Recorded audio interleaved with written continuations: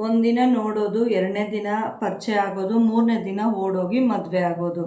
So ಇದು ಬಂದು ಯಾರೆಲ್ಲ ಲವ್ ಮ್ಯಾರೇಜ್ ಆಗ್ತಾರಲ್ಲ ಅವ್ರಿಗೆ ಸಂಬಂಧಪಟ್ಟಿದ್ದು. ಆ್ಯಂಡ್ ಒಂದು ದಿನ, ಎರಡು ದಿನ, ಒಂದು ತಿಂಗಳು, ಎರಡು ತಿಂಗಳು ಪರಿಚಯ ಆಗಿದ ತಕ್ಷಣವೇ ಅವರು ಮದುವೆ ಮಾಡಿಕೊಂಡು ಅವರು ಏನೆಲ್ಲ ಕಷ್ಟ ಅನುಭವಿಸ್ತಾ ಇರ್ತಾರೆ, ಹಾಗೆ ಏನೆಲ್ಲ ಅವರು ಇದು ಮಾಡಿರ್ತಾರೆ ಅನ್ನೋದ್ರ ಬಗ್ಗೆ ಇವತ್ತು ವಿಡಿಯೋದಲ್ಲಿ ತಿಳಿಸ್ತಾ ಇದ್ದೀನಿ.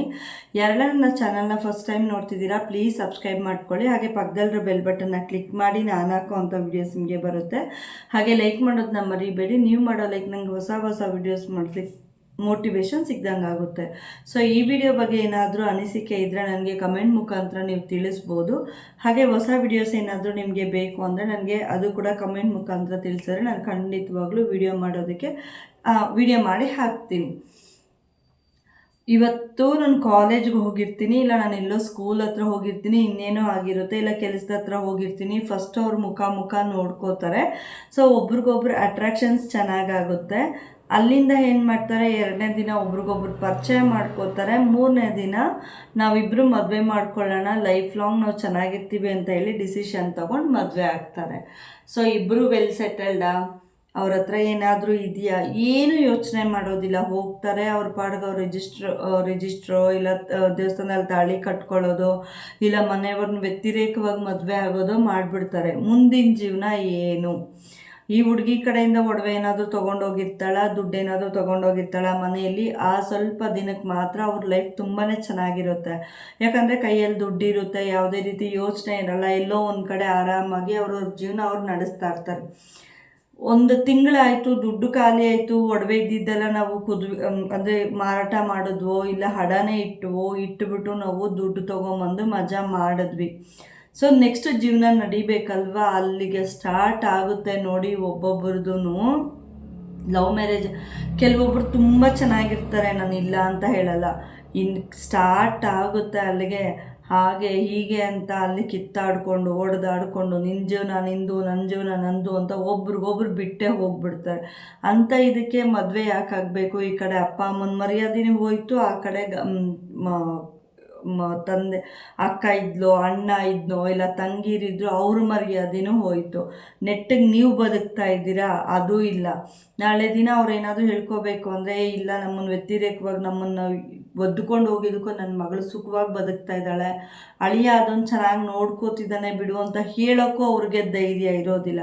ಸೊ ಅವ್ರಿಗೂ ಈಗ ಹೊಡ್ಕೊಳ್ತಾ ಇರುತ್ತೆ, ನನ್ನ ಮಗಳು ಏನು ಮಾಡ್ತಿದ್ದಾಳೋ, ಎಲ್ಲಿ ಜೀವ ತೆಗೆದ್ಬಿಡ್ತಾರೋ ಇಲ್ಲ ಇನ್ನೇನು ಮಾಡ್ಕೊಬಿಡ್ತಾಳೋ ಅಂತ. ಇನ್ನು ಕೆಲವರು ತುಂಬ ಸ್ಟ್ರಾಂಗಾಗಿ ಹೋದೋಳು ಮರ್ಯಾದೆ ತೆಗೆದು ಹೋದರೆ ಹೋಗಲಿ, ನಾವು ಆರಾಮಾಗಿರೋಣ ಅಂತೇಳಿ ಮರ್ತಿರ್ತಾರೆ. ಬಟ್ ಅವ್ರಿಗೆ ಎಲ್ಲೋ ಒಂದು ಕಡೆ ಒಳಗಡೆ ಕೊರಿತಾ ಇರುತ್ತೆ. ಮುಂದೆ ತೋರಿಸ್ಕೊಂಡಿಲ್ಲ ಅಂದರೂ ಒಳಗಡೆ ಅವ್ರಿಗೆ ಆ ಕೊರಗಿದ್ದೇ ಇರುತ್ತೆ.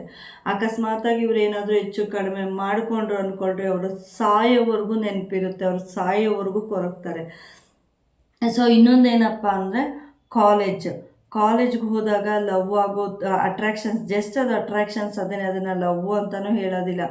ಸೆಟಲ್ಡೇ ಇರೋಲ್ಲ, ವೆಲ್ ಸೆಟಲ್ಡೇ ಇರೋದಿಲ್ಲ. ಅವರು ಅಪ್ಪ ಅಮ್ಮನ ದುಡ್ಡಲ್ಲಿ ಎಷ್ಟು ದಿನ ಅಂತ ಬದುಕೋಕ್ಕಾಗುತ್ತೆ? ಅದರಲ್ಲೂ ಅಪ್ಪ ಅಮ್ಮನ ಕಡೆಯಿಂದನೂ ಯಾವುದೇ ರೀತಿ ಅವರು ದಿನ ಕೂಲಿ ಕೆಲಸ ಮಾಡ್ತಾ ಇರ್ತಾರೋ ಇಲ್ಲ ದುಡಿದ್ರೇ ಅವರು ಮಕ್ಕಳನ್ನ ಓದಿಸ್ಕೊಂಡು ಅವ್ರ ಇದನ್ನು ನೋಡ್ಕೊಂಡಿರ್ತಾರೆ. ಇನ್ನು ಕೆಲವ್ರಿಗೆ ಕಾಯಿಲೆ ಇರ್ತಾರೆ, ಅವರು ಎಷ್ಟೇ ಕಾಯಿಲೆ ಇದ್ರೂ ಕೂಡ ನನ್ನ ಮಗನೋ ನನ್ನ ಮಗಳು ಚೆನ್ನಾಗಿ ಓದಿ ನಮ್ಮನ್ನು ಮುಂದಕ್ಕೆ ಸಾಕ್ತಾರೆ ಅಂತ ಹೇಳಿ ಅವ್ರ ಬಗ್ಗೆ ಯೋಚನೆ ಮಾಡದೆ ಅವರು ಕೆಲವೊಂದನ್ನು ಹೇಳ್ಕೊಳ್ಳೋಕ್ಕೂ ಆಗದೆ ಬಿಡೋಕ್ಕೂ ಆಗದೆ ಮಾಡ್ತಾ ಇರ್ತಾರೆ. ಬಟ್ ಆ ಮಕ್ಕಳು ಮಾಡೋ ತಪ್ಪಿಗೆ ಅವರು ಇಷ್ಟೆಲ್ಲ ಸಫರ್ ಆಗ್ತಾರೆ ಅಂತ. ಸೊ ನಾನು ತೆಲುಗುದಲ್ಲಿ ಒಂದು ವಿಡಿಯೋ ನೋಡಿದ್ದೆ, ಆ ವಿಡಿಯೋ ಒಂದು ಸಾಕ್ಷಿ ಹೇಳ್ತೀನಿ ನಿಮಗೆ. ಮಗಳನ್ನ ತುಂಬ ಚೆನ್ನಾಗಿ ಓದಿಸಿದ್ರು ಅಪ್ಪ. ಮಗಳಿಗೆ ಅವಳು ಡಾಕ್ಟರ್ ಮಾಡಿಸ್ಬೇಕು ಅಂತ ಹೇಳಿ ಸ್ವಲ್ಪ ಅವಳು ಎಜುಕೇಷನ್ಗೆ ಅಂತ ಕೂಡು ಇಟ್ಟಿರ್ತಾರೆ. ಅವಳಿಗೆ ಇಬ್ಬರು ತಂಗಿರಿರ್ತಾರೆ. ಸೊ ಇವಳು ಏನು ಮಾಡ್ತಾಳೆ ಅಂದರೆ ಕಾಲೇಜ್ ಫೀಸು ಕಟ್ಟಿಸ್ಕೊತಾಳೆ ಅಪ್ಪ ಕೈಯಲ್ಲಿ. ಕಾಲೇಜ್ ಫೀಸ್ ಕಟ್ಸ್ಕೊಂಡು ಒಂದು ಹುಡುಗ ಜೊತೆ ಹೊರಟೋಗ್ತಾಳೆ. ಅವ್ರು ಹೇಳ್ತಾರೆ ನಾವು ನಿನ್ನ ಓದಿಸ್ತೀನಿ ಅಂತ ಹೇಳಿರ್ತಾರಂತೆ. ಬಟ್ ಅವ್ರ ಅಮ್ಮ ಬಂದು ಇವಳು ಮನೆಯಿಂದ ಹೋದ್ಮೇಲೆ ಅವ್ರ ಅಮ್ಮ ತುಂಬ ಸೀರಿಯಸ್ ಆಗಿ ಬೆಡ್ ಮೇಲೆ ಇದ್ದಾರೆ. ಬೆಡ್ ಅಂದರೆ ಅವ್ರಿಗೆ ಎದ್ದೇಳೋಕ್ಕೂ ಆಗ್ತಾಯಿಲ್ಲ, ಪ್ರಾಣ ಹೋಗುತ್ತೆ ಅನ್ನೋದು ಕೂಡ ಗೊತ್ತಿಲ್ಲ ಅವ್ರಿಗೆ. ಅಂತ ನಾನು ಬದುಕಿದ್ದೀನಿ ಅನ್ನೋದು ಕೂಡ ನೆನಪಿಲ್ಲ ಅವ್ರಿಗೆ. ಮಗಳು ಮಗಳು ಮಗಳು ಅಂತ ಕೊರಕೊಂಡು ಅವರು ಹಾಸಿಗೆ ಮೇಲೆ ಇದ್ದಾರೆ. ಸೊ ಅವರು ಮಗಳಿಗೆ ಕಾಲ್ ಮಾಡಿದ್ರೆ, ನೀವು ನನ್ನ ಕರೆದು ಹೌಸ್ ಅರೆಸ್ಟ್ ಮಾಡಿಸ್ತೀರಾ ಹಾಗೆ ಹೀಗೆ ಅಂತ ಹೇಳ್ತಿದ್ದಾಳೆ. ಇಲ್ಲಮ್ಮ, ನೀನು ಹೌಸ್ ಅರೆಸ್ಟ್ ಮಾಡಿಸಲ್ಲ, ಬಾ ನೀನು, ನಿಮ್ಮಮ್ಮ ಹೆಂಗಿದ್ದಾರೆ ಅಂತಂದರೆ ಅವ್ರ ಅಮ್ಮನ ಕೂಡ ಅವಳು ನೀವು ನಾಟಕ ಮಾಡ್ತಿದ್ದೀರಾ ಅಂತ ಹೇಳ್ತಾಳೆ. ಸೊ ಆಗ ಒಬ್ಬರು ಹೀಗೆ ಮುಂದೆ ಹೋಗಿ ಮಾತಾಡಿದ್ರೆ, ಅವ್ರು ನಿನ್ನ ಓದಿಸ್ತಾರೆ, ಹೇಗೆ ನೋಡ್ಕೊತಿದ್ದಾರೆ, ನನ್ನ ತುಂಬ ಚೆನ್ನಾಗಿ ನೋಡ್ಕೋತಿದ್ದಾರೆ, ಓದಿಸ್ತಾರೆ. ಅಕಸ್ಮಾತ್ ಅವ್ರೇನಾದರೂ ನನ್ನ ಓದಿಸಿಲ್ಲ ಅಂದರೆ ನಮ್ಮಪ್ಪ ನನಗೆ ಎಜುಕೇಷನ್ಗೆ ಅಂತ ಮಾಡಿಟ್ಟಿದ್ದಾರಲ್ಲ, ನಾನು ಅದನ್ನು ನನಗೆ ಭಾಗ ಬರಬೇಕಲ್ಲ, ಆ ಭಾಗದಲ್ಲಿ ತಗೋತೀನಿ ಅಂತ ಹೇಳ್ತಾರೆ. ಸರಿ, ನಿನ್ನ ಓದಿಸಿದ್ದೇನಕ್ಕೆ, ಇನ್ನು ಇಬ್ಬರು ತಂಗೀರಿದ್ದಾರೆ, ನಿಮ್ಮ ಅಪ್ಪ ಅಮ್ಮ ನೋಡ್ಕೋಬೇಕು ಅಲ್ವಾ ಅಂತ ಕೇಳಿದಾಗ, ನಾನು ಯಾಕೆ ನೋಡ್ಕೋಬೇಕು, ನನ್ನ ತಂಗೀರಿದ್ದಾರಲ್ವ ನೋಡ್ಕೋತಾರೆ ಅಂತ ಹೇಳ್ತಾಳೆ. ಸೊ ಆ ತಂದೆ ಎಷ್ಟು ಅಳುತ್ತಾರೆ ಅಂದರೆ ನಿಜವಾಗ್ಲೂ ಆ ತಂದೆ ದುಃಖ ನೋಡೋಕ್ಕಾಗೋದಿಲ್ಲ, ಅಷ್ಟು ಅಳುತ್ತಾರೆ. ವೀಡಿಯೋಸ್ ನೋಡ್ತಾ ಇರೋರ್ಗೇನೆ ಕರಳು ಕಿತ್ತು ಬರುತ್ತೆ. ಆ ಮಗಳಿದ್ರೆ ಹೋಗಿ ಪಟ್ ಪಟ್ ಅಂತ ಎರಡು ಕೆನ್ನೆಗೆ ಹೊಡೆಯೋಣ ಅನ್ನೋಷ್ಟು ಕೋಪ ಕೂಡ ಬರುತ್ತೆ.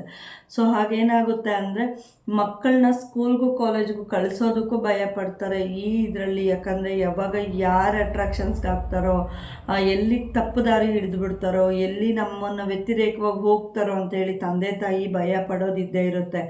ಅದು ಆಯಿತು, ಮದುವೆ ಮಾಡಿಕೊಂಡ್ರು, ಮಕ್ಕಳಾಯಿತು, ಇನ್ಮೇಲೆ ಏನಾದರೂ ಬದುಕ್ತಿದ್ದಾರಾ ಅಂದರೆ ಆ ಮಕ್ಕಳು ಬೀದಿ ಪಾಲು, ಇವರು ಬೀದಿ ಪಾಲು, ಈ ಥರ ಆಗುತ್ತೆ.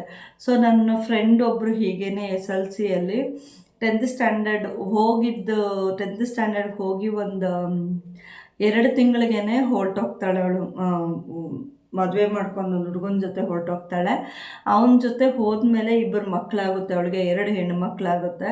ಸೊ ಗಂಡನಿಗೆ ಅನುಮಾನ ಜಾಸ್ತಿ ಆಗಿ ಅವನ ಹತ್ರ ಮಾತಾಡ್ತಾಳೆ, ಇವನ ಹತ್ರ ಮಾತಾಡ್ತಾಳೆ ಅಂತ ಹೇಳಿ ಡೈವರ್ಸ್ಗೆ ಅಪ್ಲೈ ಮಾಡ್ತಾನೆ.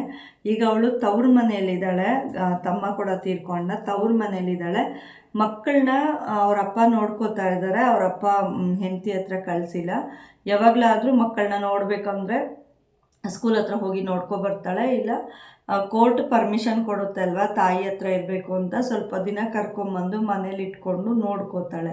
ಸೊ ಅವಳು ಕೂಡ ಕೆಲ್ಸಕ್ಕೆ ಹೋಗ್ತಿದ್ದಾಳೆ, ಮನೆ ಹತ್ರ ಒಂದು ಚಿಕ್ಕದಾಗಿ ಅಂಗಡಿ ಹಾಕ್ಕೊಂಡಿದ್ದಾಳೆ. ಏನು ಪ್ರಯೋಜನ ಹೇಳಿ, ಮದುವೆ ಮಾಡ್ಕೊಂಡು ಹೊರಟೋದೆ, ಗಂಡನಿಗೆ ಅನುಮಾನ ಜಾಸ್ತಿ ಆಯಿತು, ಏನೋ ನಿನ್ನ ತಂದೆ ತಾಯಿ ಸೇರಿಸಿದ್ರು, ಬಂದೆ ನಿನ್ನ ಮನೆಯಲ್ಲಿ ನೀನಿದೆಯಾ. ಅದೇ ಅವ್ರು ಸೇರಿಸಿಲ್ಲ ಅಂದಿದ್ದರೆ ನಿಮ್ಮ ಜೀವನ ಏನಾಗ್ತಿತ್ತು. ಸೊ ಪ್ರತಿಯೊಬ್ಬರೂ ಅಷ್ಟೇ ನೋಡಿದ ತಕ್ಷಣ ಅಟ್ರಾಕ್ಷನ್ಸ್ ಆಗೋದು, ನೋಡಿದ ತಕ್ಷಣ ಇವ್ರು ನನಗೆ ಬೇಕು, ನಾನು ಇವ್ರನ್ನ ಮದುವೆ ಆದರೆ ತುಂಬ ಚೆನ್ನಾಗಿರ್ತೀನಿ ಅಂತ ಡಿಸೈಡ್ ಮಾಡ್ಕೊಳ್ಳೋದು. ನೀವು ಇದನ್ನೆಲ್ಲ ಮಾಡಿದಾಗ ನಿಮ್ಮ ಲೈಫನ್ನ ನೀವು ಹಾಳು ಮಾಡ್ಕೋತೀರಾ, ತಂದೆ ತಾಯಿ ಮರ್ಯಾದೆನ ಕಳೀತೀರಾ. ಹಾಗೆಯೇ ತಂದೆ ತಾಯಿ ನಿಮ್ಮ ಮೇಲೆ ಇಟ್ಟಿರೋ ಅಷ್ಟು ನಂಬಿಕೆ ಮಣ್ಣು ಪಾಲಾಗಿ ನಿಮ್ಮ ಜೀವನ ಮುರಾಬಟ್ಟೆ, ನಿಮ್ಮ ಕೈಗಳಾರೆ ನೀವೇ ಹಾಳು ಮಾಡ್ಕೊಂಡಿರ್ತೀರ. ಸೊ ಹೆಣ್ಮಕ್ಳಾಗಲಿ ಗಂಡು ಮಕ್ಕಳಾಗಲಿ ಯೋಚನೆ ಮಾಡಿ ಮುಂದೆ ಕಾಲಿಡಿ. ಒಂದು ದಿನದಲ್ಲಿ ನೋಡೋದು ಯಾವುದೂ ಶಾಶ್ವತ ಅಲ್ಲ. ನನ್ನ ಅಂದ ನೋಡಿ ಯಾರಾದರೂ ನನಗೆ ಏನಾದರೂ ಹೇಳಿದ್ರೆ ಅದು ಅಟ್ರ್ಯಾಕ್ಷನ್ ಅಷ್ಟೇ. ಒಂದು ದಿನಕ್ಕೆ ನನ್ನ ಮನಸ್ಸು ಯಾರಿಗೂ ಅರ್ಥ ಆಗೋದಿಲ್ಲ. ಅವರು ನನ್ನ ಜೊತೆ ಇದ್ದು ನನ್ನ ಪ್ರತಿ ಕಷ್ಟ ಸುಖ ನೋಡ್ತಾ ಇದ್ದರೆ ಆಗ ನನ್ನ ಕಷ್ಟ ಅವ್ರಿಗೆ ಅರ್ಥ ಆಗಿರುತ್ತೆ, ನಾನೇನು ಅಂತ ಅವ್ರಿಗೆ ಅರ್ಥ ಆಗಿರುತ್ತೆ. ನೋಡಿದ ತಕ್ಷಣ ನನ್ನ ಅಂದಕ್ಕೆ ಬೀಳ್ಬೋದು, ನನ್ನ ಚಂದಕ್ಕೆ ಅವ್ನು ಬೀಳ್ಬೋದು.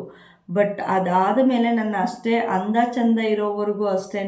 ಆದಮೇಲೆ ಸ್ವಲ್ಪ ಕರಗದ ಮೇಲೆ ಯಾರನ್ನೂ ನೋಡ್ಕೊಳ್ಳೋದಿಲ್ಲ. ಸೊ ಅಟ್ರ್ಯಾಕ್ಷನ್ಸ್ಗೆ ಯಾರು ಹೆಣ್ಮಕ್ಳು ಬೀಳಕ್ಕೆ ಹೋಗಬೇಡಿ. ಸೊ ಮುಂದೆ ಹೆಜ್ಜೆ ಇಡಬೇಕು ಅಂದರೆ ನೀವು ಫಸ್ಟು ವೆಲ್ ಸೆಟಲ್ಡ್ ಆಗಬೇಕು, ಓದಿರಬೇಕು.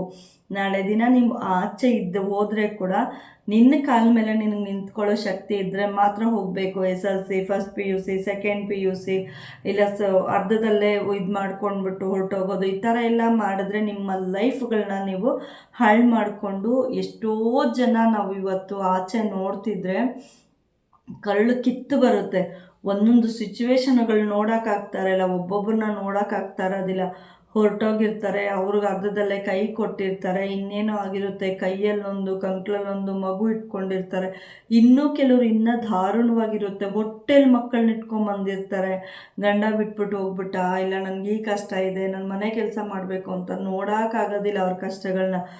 ಯಾರನ್ನ ಕೇಳಿದ್ರು ನಾನು ಲವ್ ಮ್ಯಾರೇಜ್ ಆಗಿದ್ದೆ, ಅದಕ್ಕೆ ನಮ್ಮ ಅಪ್ಪ ಅಮ್ಮ ಸೇರಿಸ್ತಿಲ್ಲ, ನನ್ನ ಅತ್ತೆ ಮಾವ ಸೇರಿಸ್ತಿಲ್ಲ, ಈಗ ನನ್ನ ಗಂಡನೂ ನನ್ನ ಜೊತೆ ಮಾತಾಡ್ತಾ ಇಲ್ಲ ಅಂತ ಹೇಳ್ಕೊಂಬರೋರೆ ಜಾಸ್ತಿ ಜನ.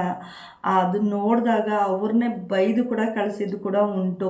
ಯಾಕಂದರೆ ಯೋಚನೆ ಮಾಡಬೇಕು, ಅವತ್ತು ನೀವು ಒಂದು ಕ್ಷಣ ಯೋಚನೆ ಮಾಡಿದ್ದಿದೆ ಇವತ್ತು ನಿಮಗೆ ಈ ಪರಿಸ್ಥಿತಿ ಬರ್ತಿರ್ಲಿಲ್ಲ ಅಂತ ಎಷ್ಟೋ ಜನ ಹೆಣ್ಮಕ್ಳಿಗೆ ನಾನು ಕೂಡ ಹೇಳಿದ್ದೀನಿ. ಎಷ್ಟೋ ಜನ ನನಗೆ ಯಾಕೆ ಈ ಥರ ಆಯಿತು ಅಂತ ಹೇಳಿದಾಗ ಕೂಡ, ಇಲ್ಲ ಯಾರಾದರೂ ನನ್ನ ಹತ್ರ ಬಂದು ನಾನು ಈ ಥರ ಮಾಡಬೇಕು, ನನಗೆ ಈ ಥರ ಇದೆ ಅಂತ ಹೇಳಿದಾಗ ಕೂಡ ನಾನು ಎಷ್ಟೋ ಜನಕ್ಕೆ ಬೈದಿದ್ದೀನಿ. ಫಸ್ಟು ನಿನ್ನ ಜೀವನ ನೋಡು, ನಿನ್ನ ಲೈಫ್ ನೋಡು, ನೀನು ಓದಿದ್ದಾದ ಮೇಲೆ ನಿನ್ನ ಡಿಸಿಷನ್ ತಗೋ ಅಂತ ಕೂಡ ಹೇಳಿದ್ದೀನಿ. ಹಾಗೆ ಯಾರಾದರೂ ಮದುವೆ ಮಾಡಬೇಕು ನನ್ನ ಮಕ್ಕಳಿಗೆ ಅಂತ ಹೇಳಿದಾಗ ಕೂಡ ನಾನು ಬೈದಿದ್ದೀನಿ, ಫಸ್ಟು ಹೆಣ್ಮಕ್ಕಳನ್ನ ಓದಿಸಿ ಅಂತ. ಸೊ ಏನಂದರೆ ಆ ತಂದೆ ತಾಯಿಗೆ ಇವ್ರು ಮಾಡೋ ಕೆಲಸಗಳಿಗೆ ಅಂದರೆ ಹೆಣ್ಮಕ್ಳು ಎಲ್ಲಿ ದಾರಿ ತಪ್ಪಿಬಿಡ್ತಾರೋ, ಎಲ್ಲಿ ನಮ್ಮ ಮರ್ಯಾದೆ ಕಳೆದು ಬಿಡ್ತಾರೋ ಅಂತ ಹೇಳಿ ಅವ್ರಿಗೆ 1 ಗಂಟೆ ಹಾಕಿ 3 ಗಂಟೆ ಹಾಕಿ ಕಳಿಸಿದ್ರೆ ಸಾಕು ಅಂತ ಯೋಚನೆ ಮಾಡ್ತಾರೆ. ನೀವು ಆ ತಪ್ಪೇ ಮಾಡಲ್ಲ ಅಂತ ಹೇಳಿ ನೀವು ಭರವಸೆ ಕೊಟ್ಟರೆ, ನಿಮ್ಮನ್ನು ಓದಿಸಿ ಚೆನ್ನಾಗಿ ಮಾಡಿ ನಿಮ್ಮ ಕಾಲ ಮೇಲೆ ನೀವು ನಿಂತ್ಕೊಂಡ್ಮೇಲೆ ನಿಮಗೆ ಮದುವೆ ಮಾಡ್ತಾರೆ. ಸೊ ಐ ಹೋಪ್ ಈ ವಿಡಿಯೋ ಎಲ್ಲರಿಗೂ ಇಷ್ಟ ಆಗಿದೆ ಅಂದ್ಕೊಳ್ತಾ ಇದ್ದೀನಿ. 1 ದಿನ 2 ದಿನದ್ದು ಲವ್ ಅಲ್ಲ, ಅದು ಅಟ್ರಾಕ್ಷನ್ ಅಷ್ಟೇ. ಸೊ ಈ ವಿಡಿಯೋ ಬಗ್ಗೆ ಏನಾದರೂ ನಿಮಗೆ ಅನಿಸಿಕೆಗಳಿದ್ದರೆ ಕಾಮೆಂಟ್ ಮುಖಾಂತರ ತಿಳಿಸ್ಬೋದು. ನನ್ನ ಚಾನಲ್ನ ಇನ್ನೂ ಯಾರೆಲ್ಲ ಸಬ್ಸ್ಕ್ರೈಬ್ ಮಾಡ್ಕೊಂಡಿಲ್ಲ ದಯವಿಟ್ಟು ಸಬ್ಸ್ಕ್ರೈಬ್ ಮಾಡಿಕೊಂಡು ನನಗೆ ಸಪೋರ್ಟ್ ಮಾಡಿ ಅಂತ ಕೇಳ್ತಾ, ಮತ್ತೊಂದು ವಿಡಿಯೋ ಜೊತೆ ನಾನು ನಿಮಗೆ ಸಿಗ್ತೀನಿ. Thank you so much. Love you all. Bye bye.